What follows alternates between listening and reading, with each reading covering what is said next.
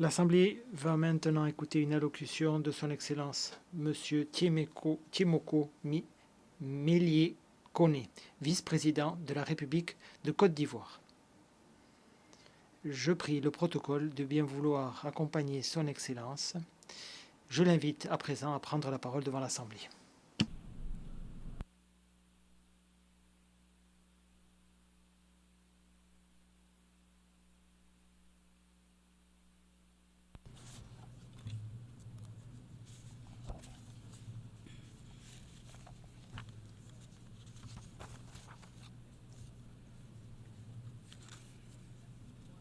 Monsieur le Président de la 79e session de l'Assemblée générale des Nations unies, Mesdames et Messieurs les chefs d'État et de gouvernement, Monsieur le Secrétaire général des Nations unies, Mesdames et Messieurs, je voudrais, au nom de Son Excellence Monsieur Alassane Ouattara, Président de la République de Côte d'Ivoire, vous adresser mes chaleureuses félicitations pour la qualité et la profondeur des débats de cette session et pour le remarquable succès du sommet de l'avenir.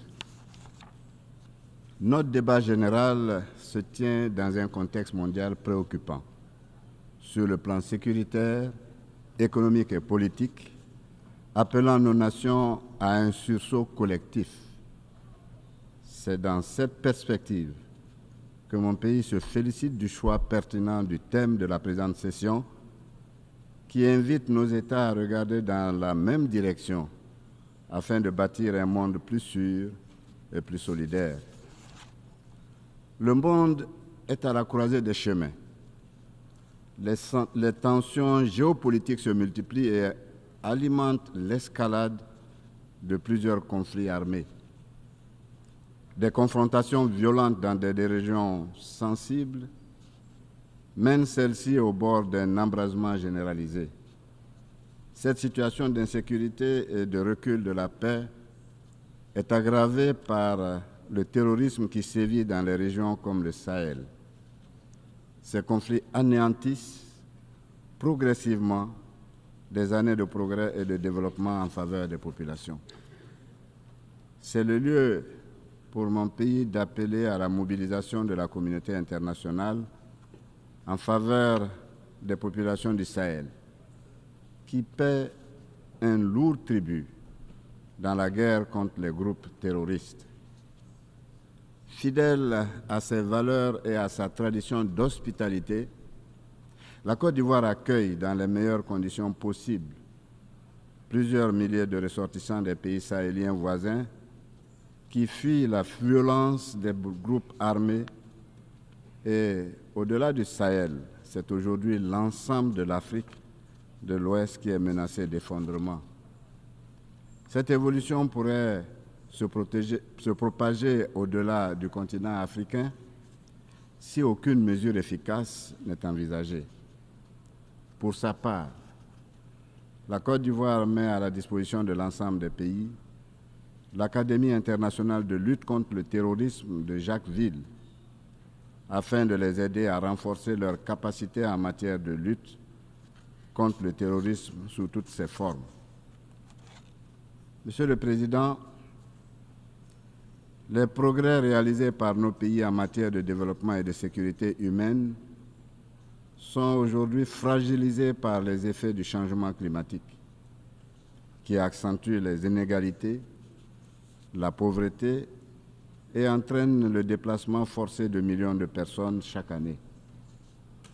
L'accroissement incessant du nombre de réfugiés climatiques constitue une tragédie de notre époque qui nous interpelle tous.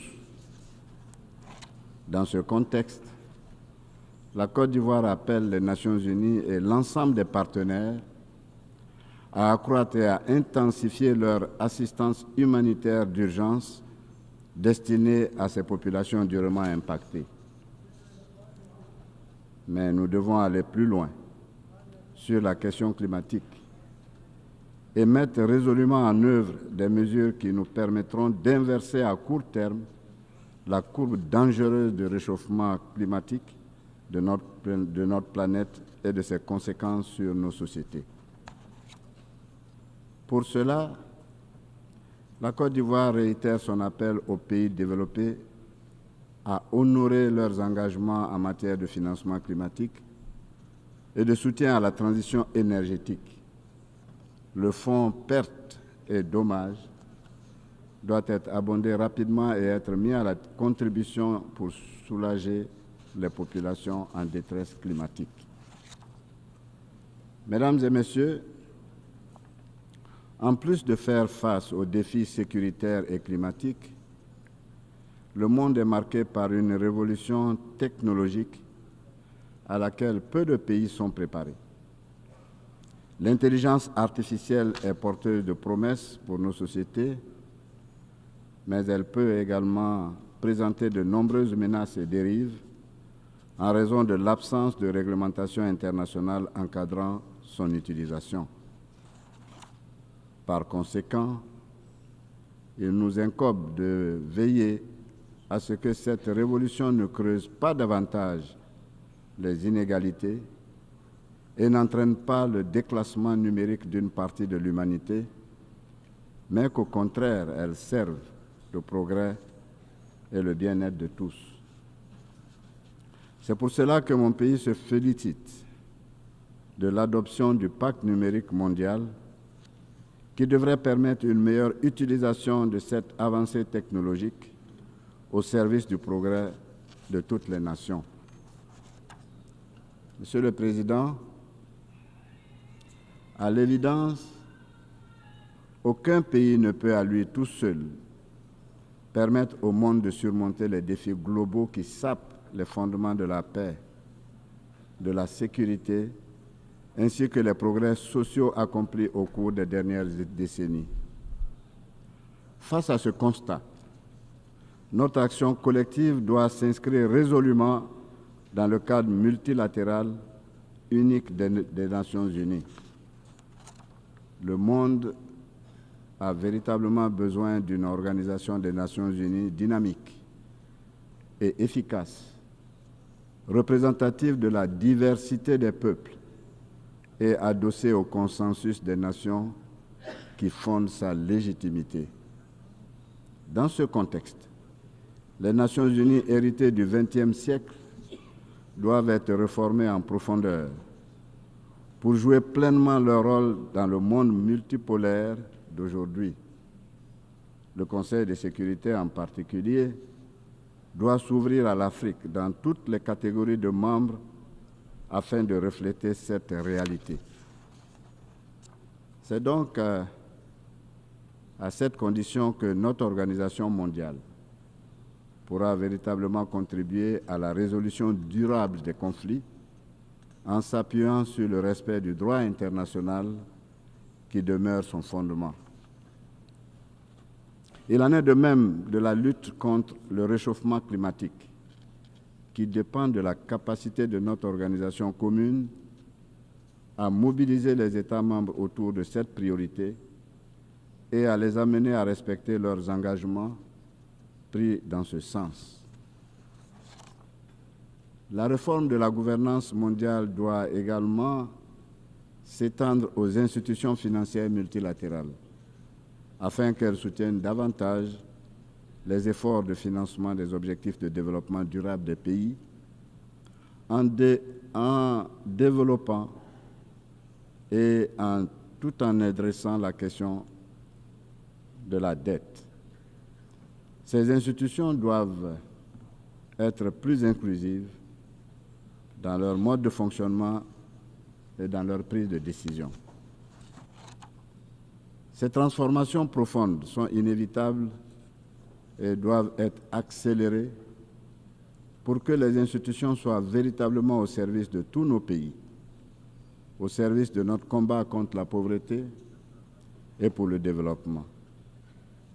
Je tiens à saluer ici le secrétaire général des Nations Unies pour ses courageuses initiatives en matière de diplomatie préventive, de maintien de la consolidation de la paix, mais aussi de son engagement en faveur de la réforme de la gouvernance financière mondiale.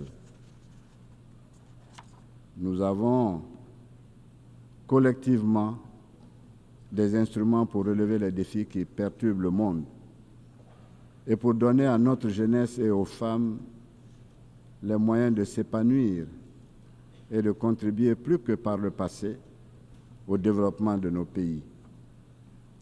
L'avenir de l'Afrique réside dans sa jeunesse et nous avons l'obligation de bâtir pour elle des systèmes éducatifs et de formation compétitifs et des institutions démocratiques protectrices de leur liberté. Monsieur le Président, Mesdames et Messieurs, mon pays croit fermement aux vertus du multilatéralisme et que nous plaçons d'ailleurs au cœur de nos interactions avec les autres nations. C'est ainsi qu'ensemble, nos États pourront dépasser les grandes divisions, bâtir des consensus autour des questions difficiles et faire avancer des solutions globales aux grands défis mondiaux. C'est cette vision qui détermine nos actions dans la construction communautaire régionale, tout comme notre contribution aux côtés des autres pays dans l'édification d'un monde pacifique, solidaire et prospère au bénéfice des générations présentes et futures. Je vous remercie de votre attention.